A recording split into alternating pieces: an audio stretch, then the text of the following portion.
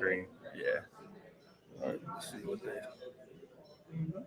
Let me exit out and go back in. Okay, so it's supposed to be live right now, right? Unless it's being strict on 7. Okay, it says you can start early. So I don't understand. Yeah, it says it's live. Let me see. Do we have to? Oh, maybe it doesn't support mobile. No, it should.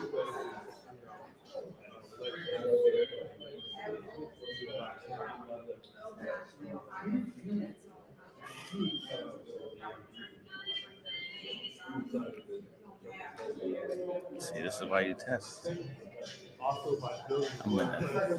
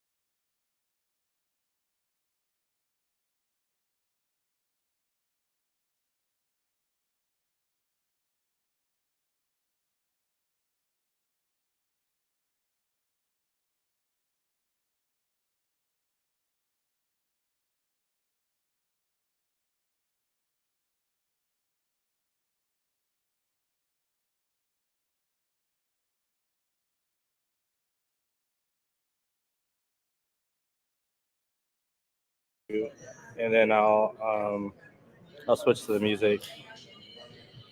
Energy, Listen, if we don't get it online, we don't get it online. right? Like we tried.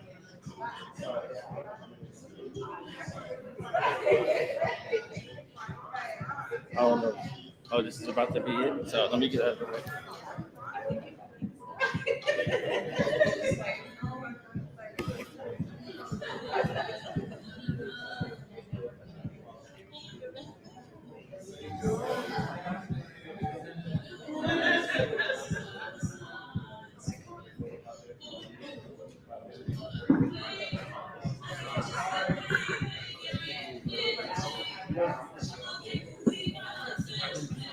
It's coming up, Mike.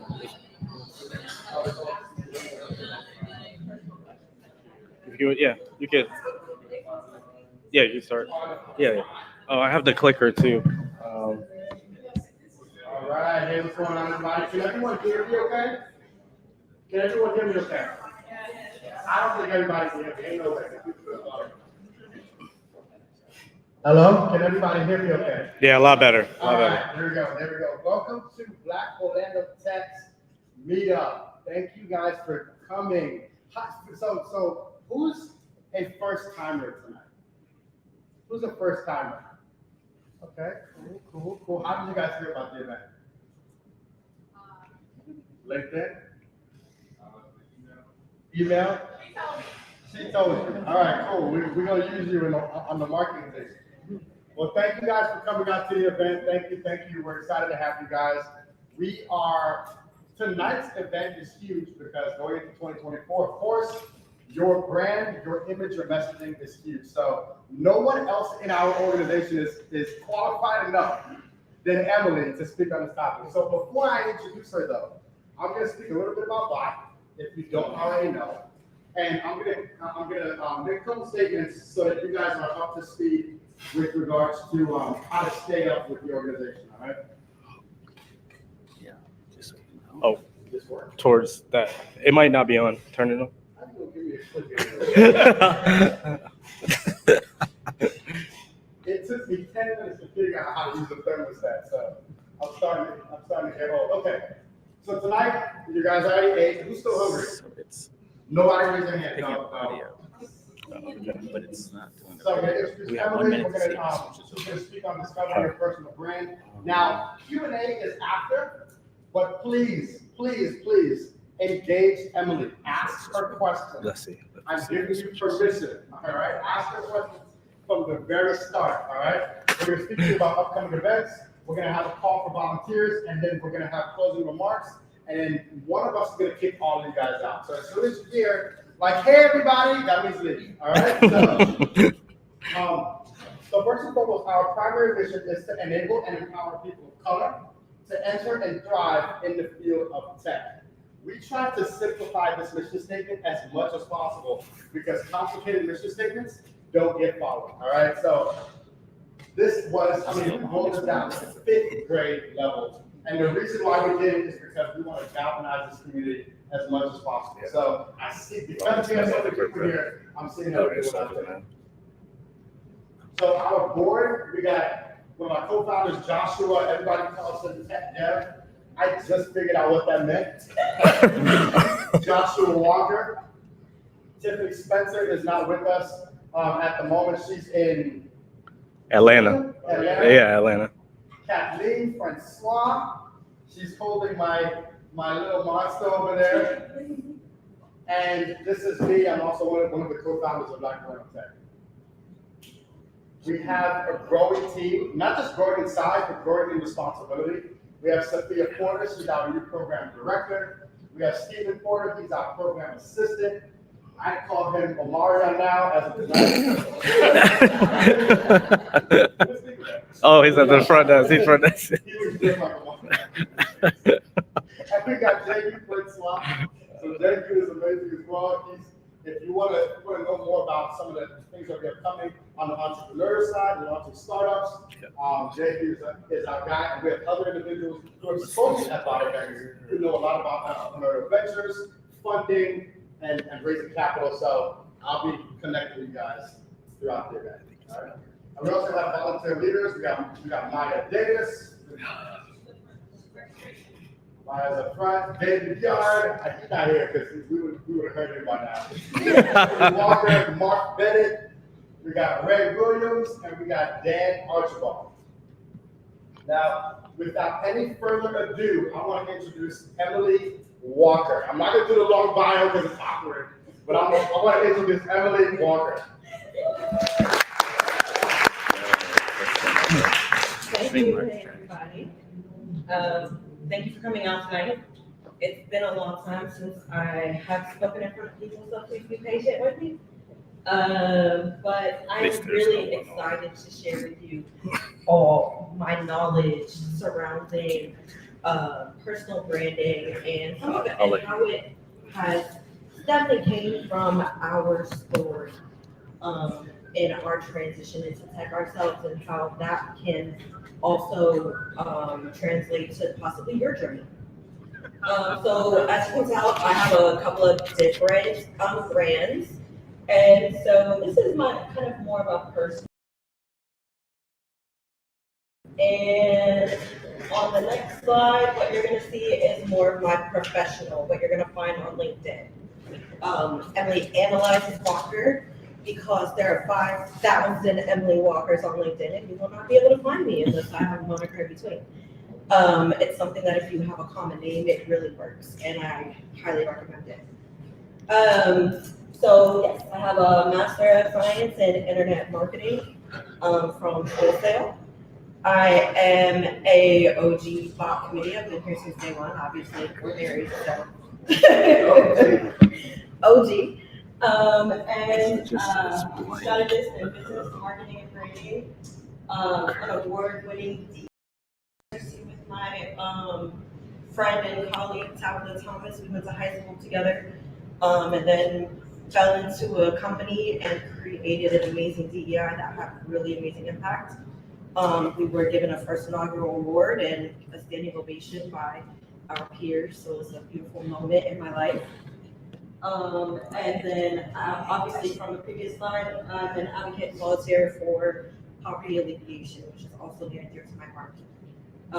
As a person who definitely grew up needing food stamps and food banks and all of those things.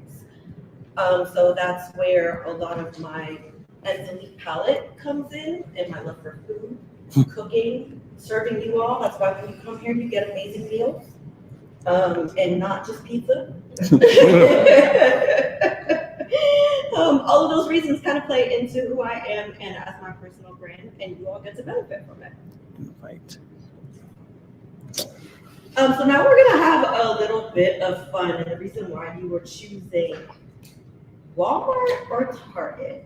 So we want to start to get your mind thinking about the foundational basics of branding from a corporate level, because I feel like everybody kind of has a general idea of what branding could be. And then we'll move into more of the personal level from there. So, and this is where the interactive part comes out, that Mike is like, hey, make sure you interact with Emily. So Target versus Walmart, yes. Raise a hand, all my Target people. I'm a Target person too. Oh, that's a big. Woo, a Walmart. All right. So, what do you think of when you think about these stores? One is dying out. Which one's starting out? Right. Oh, okay, good. Really? That's you. I used to go Okay, so when and why did you make the switch? when did I make the switch? It's for a while, Walmart and Target weren't that far apart. Like you could choose either one. It wasn't like, and I was used to Walmart for a while, and then after a while I started living in communities where it was either or, you can find both. Yeah, I don't know. Yeah. We tried. Okay, so it wasn't purposeful. Is there anybody who had a pivotal moment that was purposeful? I saw preachers at Walmart.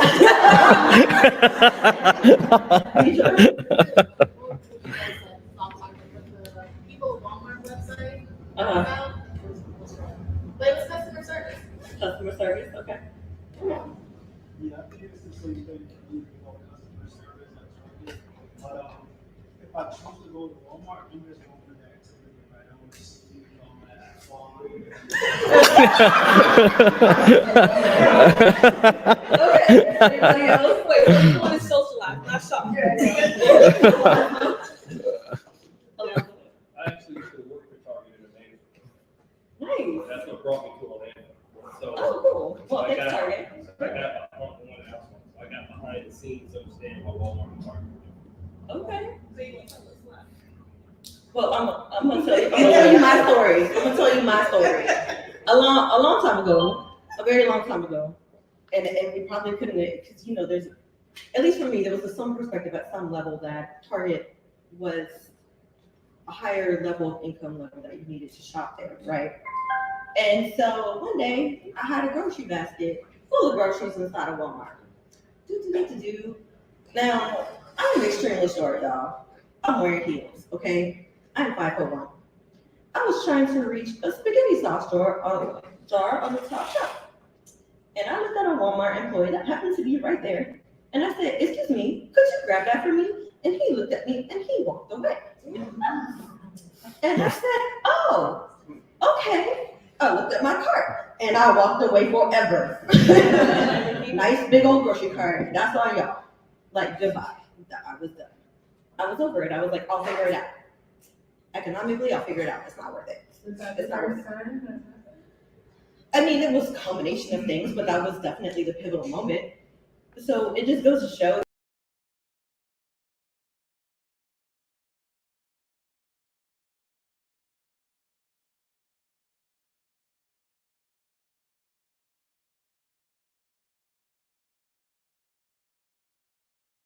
Shopping at Target versus a family that's shopping at Walmart. How are they alike or how are they different? One has two parents.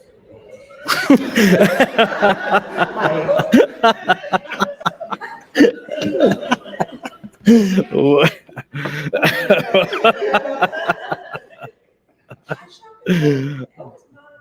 What I noticed in Walmart is that the whole entire family comes. And in Target, a lot of times it's smaller groups of people. I don't see the big differences in either store that I used to, but what I notice is just the aesthetic of being in Target. Just uplifts your whole mood when you walk in. It's bright, it's red, the merchandise is colorful. It just feels like you want to browse and you want to take your time and shop. However, going to Walmart, I know exactly what I'm going for.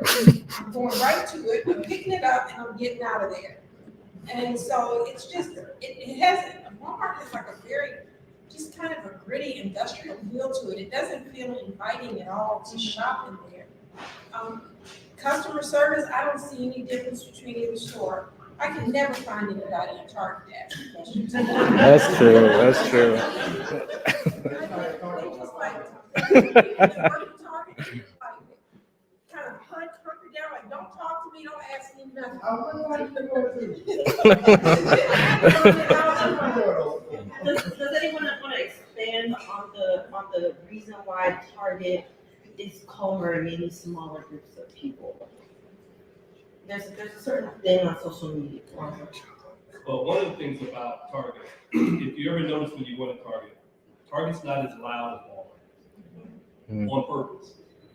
Everybody has a radio. You never hear anybody talk over there. That's on purpose. Target also kept lower shelves, so you could see throughout the store. That's why the lighting is better. Walmart stuff used to be stacked it high and watch it fly. That was the whole point of it. You know, price it low and watch it go. All Walmart cared about was getting a product out. Target never calls you a customer. You are a guest. When you walk in Target, everybody has the exact same uniform. Beige pants, red shirt.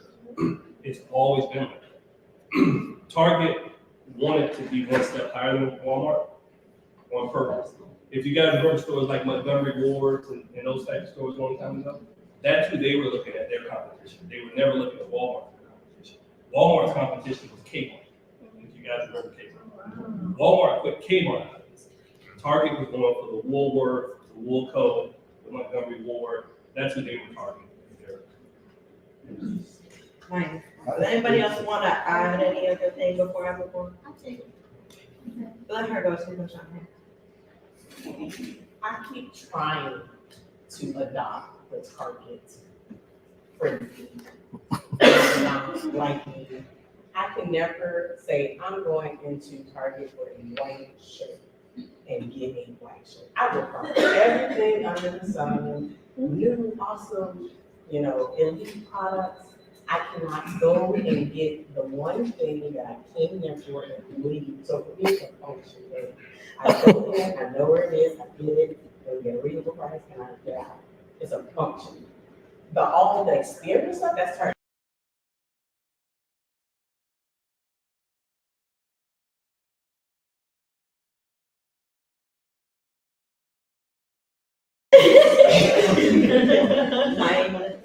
No, it's not actually, like the brand that I want, for instance, my hair care products, the really good hair care products for my hair is at Target. It's not.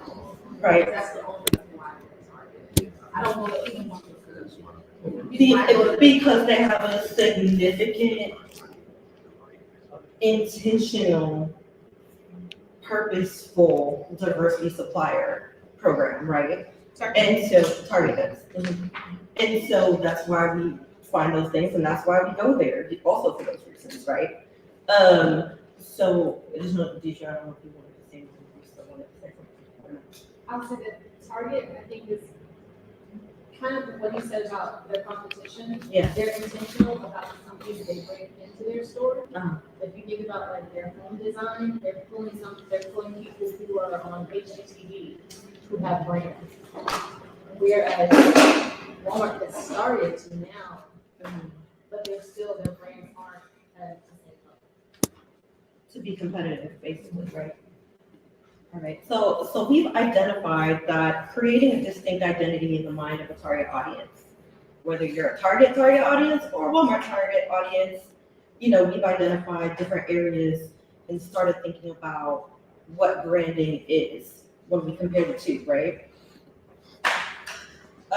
So now I want to touch a little bit on something that a lot of people are typically familiar with, color theory. It's another part of branding that we can view when comparing the two brands. Target Red, as it mentioned, it's bold, it's energetic, it gets your attention. And then Walmart Blue is trustworthy and dependable. You mentioned that dependable white t-shirt you're trying to go to get. It's very on brand, right? You know what you're going in for and you're getting it and you're leaving. So, just kind of considering, what color means and what it resonates with you. And then what industry are you trying to go into? Does that also align with who you feel you are? Or if not, it really doesn't matter. It's just kind of something to think like, oh, that'd be cool if they kind of have some semblance where it meets in between. But you can definitely use those colors for, say, your resume. Pop-up color that speaks to their brand. You're applying to Dell. Maybe you don't like blue, but you use Dell blue in your resume just to kind of like, hey, I support you. I want to be in tech. Just to give a little example. So as we've seen with the stores, they have similar but different target audiences, right? So they know who they're targeting. They help you drive how they innovate, how they communicate to you, and building up those audiences through connection and loyalty. There's obviously, Target has done a phenomenal job in this room with connecting to this particular audience. So that's what we see here, and that's what you're going to want to be keeping in your mind for moving forward into your personal brand. You want to take these concepts, and we're going to apply them with some more building into your personal brand. Anybody got any questions? So more than a logo. So as a personal brand, should we have logos? If you'd like to, you can be Prince. You can be Prince. I mean, this was just building on foundational characteristics.